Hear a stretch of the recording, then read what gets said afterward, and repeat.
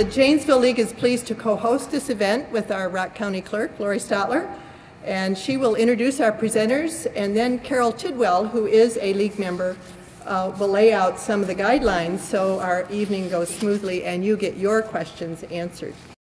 This has been a very trying time for clerks, and we do have the Beloit City Clerk with us tonight, and even though we've been to training after training, Rebecca is here to hear it again. And many of you have been in contact with your clerk's office and have been disappointed with the responses that you've received. Some of you have received the wrong forms. I want to reassure you that we are working hard to understand this and get this straight.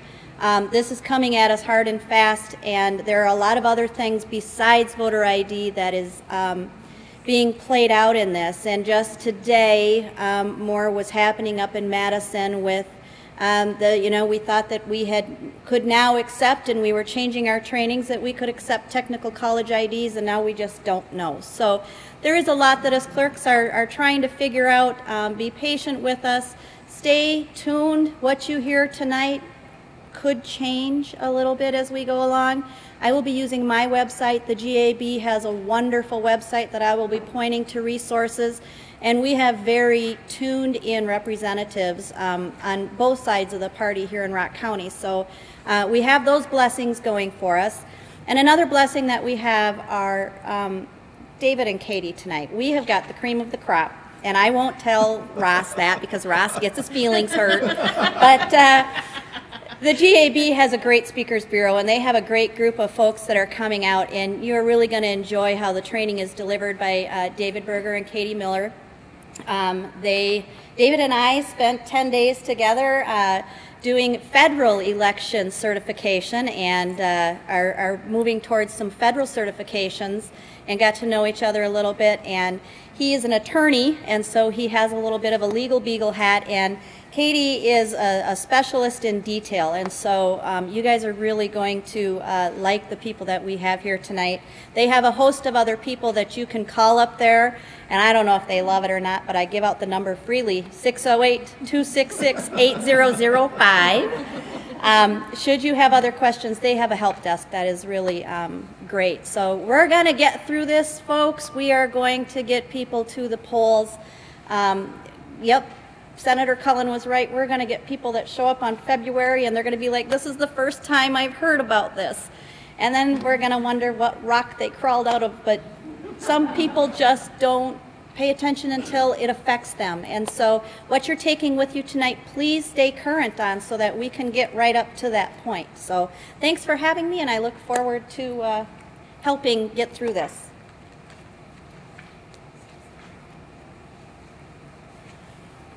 Welcome again. We don't have a large crowd here tonight, so I don't know that I'll have to crack the whip too often, much as I enjoy doing that.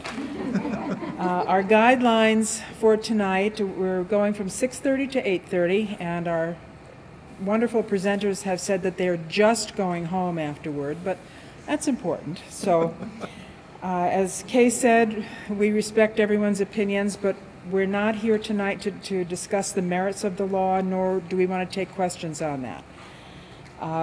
They will have 5 main topics that they're going to present, and we want to be sure to get through all of them. So we're leaving 5 minutes for questions at the microphone, please, at the end of every section.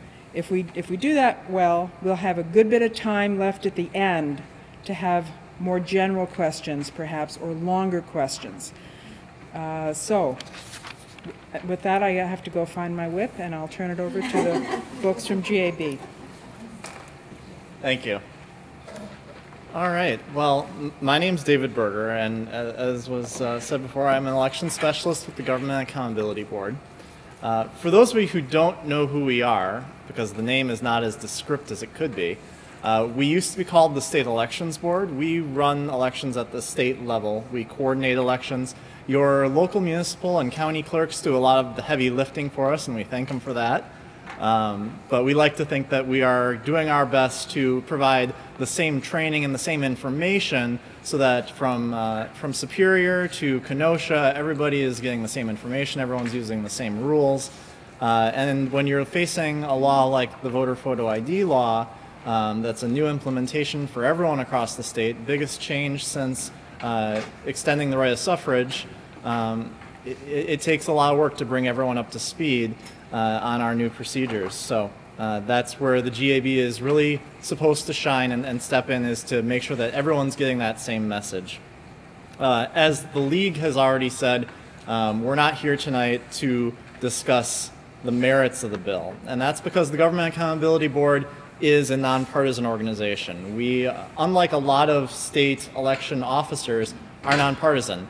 Our board is a board of 6 retired judges, and you may know in Wisconsin, judges are elected on a nonpartisan basis. So even though they may have had partisan affiliations at some point in their history, in their career, they've had an extensive history and career making decisions. They're trained decision makers, trained to make decisions fairly and impartially. And that's the experience that we bring into our Government Accountability Board. We're one of 2 nonpartisan state election administration agencies in the entire country, and we're nationally recognized for what we do. It's a model for the rest of the country, where you don't have a partisan decision maker at the top making these important sort of decisions as to who gets to vote or how they vote. It's a nonpartisan system. So we like to think of ourselves as the referees, and for that reason we don't have a team. We're not playing for a team. We are only concerned with one thing, and that is making sure that everyone has that opportunity to vote and that everyone gets treated fairly and equally. As was mentioned by Carol, we're going to give opportunity for everyone to ask their questions. We're going to keep it to the 5 minutes in between each of our various sections that we have for you tonight. But Katie and I will stick around afterwards if people still have questions. If we have questions at the end, we're going to have a question segment at the end of the presentation. We'll take as many questions as we can then. But if you still have questions, we'll stick around. And if we get kicked out of the building, you can always give us a call. As Lori was kind enough to give you our phone number, it's also in the materials. Please feel free to call us. We're a small agency. There's only one Katie. There's only one David, or at least only one David on the election administration side. So if you call and just have a first name, you'll get to us, and we're more than happy to answer your questions. The last thing I wanted to note is that we do have paper materials. I hope everyone had a chance to grab a copy. If you haven't, they're on the back, along with some evaluation forms. We're always looking for feedback on improving both as speakers and improving our materials. If you don't feel that you're going to use those materials, you've absorbed all you're going to absorb after tonight, and believe me, we do have a lot of information for you to absorb, you can leave your paper copy here. We'll collect it at the end of the night, and we'll reuse it in a future presentation, save the taxpayers some money, and save a few trees. All right, so what are we talking about today? First thing is going to be the major impacts of the voter photo ID law, making sure that you understand the key changes, and there are changes beyond simply showing a photo ID. Second, we're going to talk about the various forms of acceptable photo ID. So a lot of people have this impression that there's some sort of special card, some magic identification that they have to go get from DMV. That's not true. There's a number of IDs that can work, and we'll talk about those IDs, how you get them, and the special rules that may be applying to them. We'll talk about registration and proof of residence, because you don't even get to the point of showing your identification if you're not registered to vote. So we need to make sure that everyone gets through that process. There have been changes, both to registration as well as to proof of residence, and we want to make sure that everyone knows about these changes to the rules. We'll talk about election day voting and absentee voting. How do you actually cast your ballot? The changes there with ID and other procedures that have changed now. There's really been a top-to-bottom change in a lot of election rules that we've seen with this law, and it touches many different parts of the system, things that you may have been used to dealing with for years with your local municipal clerk, how you've traditionally voted, be it at the polls or through absentee voting. And so we want to make sure that everyone's aware of those changes. And then at the end of the presentation, we want to talk specifically to the populations and the groups that have more trouble under the new voter photo ID law. Groups like the homeless, or the people that are indefinitely confined in either mental institutions or in jails. We'll talk about those groups, how they can still vote, and the various procedures that we have that can help them vote. And like I said, we do have an evaluation form at the end of the evening. We would appreciate any feedback you have.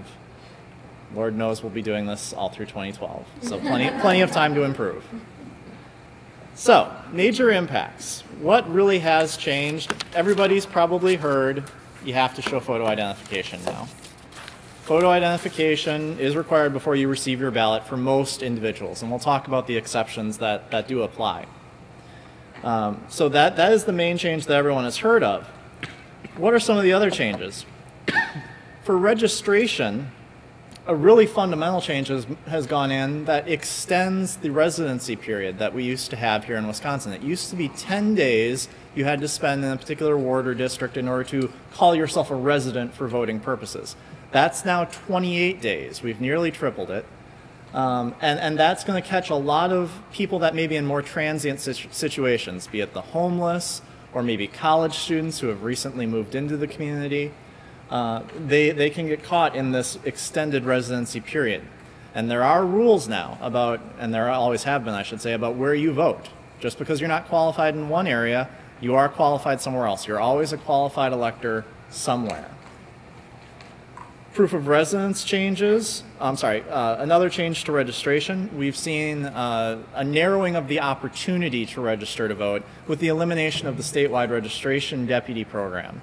And what the special registration deputy program was is that ordinary citizens, you and I, could get trained to conduct voter registration. And you could be appointed by the state to go out anywhere in the state of Wisconsin and conduct voter registration. And then you would take those voter registration forms and you would send them in to the state, or you would deliver them to your local municipal clerk to make sure that people were able to register and vote on election day. We still have the special registration deputy program, so that people can still go out there and help with voter registration, but now it's at the municipal level. At the local level, you need to talk to your individual municipality clerk and have them appoint you and train you to be a special registration deputy. This is no longer possible at the state level. So this makes it more difficult when you're serving a broader area. The League, I know, does voter registration for new citizens to the country, and that's going to be a very difficult task now because we have 1,851 municipalities in the state, and now the process used to be you could go to the Government Accountability Board, get your training, and be appointed by the state, and you'd be valid to register anyone in any of those 1,851 places. Now you would need to get the agreement of 1,851 clerks in order to have that same broad registration power. But it's still valuable, and we still encourage people to take advantage of the Special Registration Deputy Program at the local level. With proof of residence, the biggest change that we have seen is that there is no longer what we call corroboration. It used to be that if you didn't have a traditional form of documentary proof, say all the bills are in your husband or your wife's name, you're not on any of the bills, the question becomes, if you wanted to register to vote, what would you do? Well, it used to be that the husband or the wife could vouch for their spouse, or you could vouch for a friend or a neighbor, someone who didn't have that traditional proof that you or I might have, like a bank statement or a utility bill. That process has now gone away under voter photo ID, and every person who registers to vote now has to show a document. And those documents, while largely the same as they were before, do have some small changes as well, and we'll talk about those in that section. A change that has really flown under the radar is our changes at the polling place, most notably that you have to sign the poll list before you receive your ballot. There are now 3 things that every voter is going to have to do when they show up at the polling place. They have to state and show their name, which you've always had to do. That's not new. You have to show your photo ID, and then you have to sign the poll book. And signing the poll book gives us both a security measure in the event that someone was trying to commit voter impersonation, but more commonly it's going to serve as a quality control measure for our poll workers. Because it was common, well, I shouldn't say common, but it was not uncommon for the stories you may hear about voter impersonation to actually be the result of simple human error. Someone comes down to the polling place, they say their name is John Smith and they live at 123 Main Street, and the clerk would, or the election official would go down the list, they'd find that name and they'd give a voter number to that individual, not realizing that right beneath that name perhaps was John Smith Jr. And it's always that question of who actually voted at that point. Was it the dad or was it the son? When you've got 2 names that are identical living at the same location. So this gives us an additional measure there to prevent that from happening. and make sure that we have the right person who is recorded as voting. On the ballot, you also see some changes. Most notably, it's going to be in the November election, so come 2012. You'll see that something is missing on the ballot that you might have been used to, and it's called straight party voting. Straight party voting is where you would make one mark at the top of the ballot, and you'd say, I want to vote for all the Democrats on the ballot, or I want to vote for all the Republicans. And you would vote by the team. Another change in this law is the removal of straight party voting. So now everyone has to vote for the individual candidates. They can't vote by the team anymore. And then our last change is with absentee voting. And the absentee voting changes go to the fact that you have to provide that proof of identification now with absentee voting, but it also goes to changes in the time period that you can do absentee voting. Absentee voting used to be available as soon as the ballots were available for the clerks. After they came off the printers and they were delivered to the municipal clerks, you could go down to your local clerk's office and get your ballot and vote it in person. Now in-person absentee voting has been condensed down to a 2-week period before the election. So the 2 weeks prior to the election is when you'll get that absentee in-person opportunity, which will happen after ballots have been mailed out to voters who are receiving them through the mail. Also, the absentee voting period no longer is closed off. Voter registration and absentee voting have been closed off in the Saturday, Sunday, and Monday before the election. It used to be 365 days a year you could register to vote, and as soon as the ballots were available until election day, you could go into your clerk's office and ask for an absentee ballot in person. But now we've got this Saturday, Sunday, and Monday window where there's no voter registration and there's no in-person absentee voting.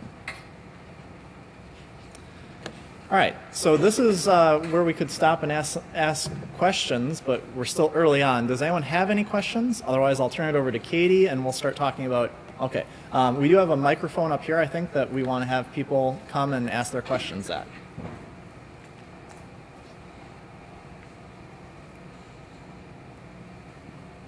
With the absentee vote, can it be mailed in on Saturday, Sunday, or Monday, or is it just on Friday? That's the absolute cutoff? If you've already requested your absentee ballot and you're returning it to the municipal clerk's office, you can mail it back those days. That's still fine. You just can't show up in person and actually get a ballot anymore. Thank you very much. No problem. All right, I don't see any other hands, so I'm going to turn it over to Katie then, and she'll talk about the acceptable photo IDs.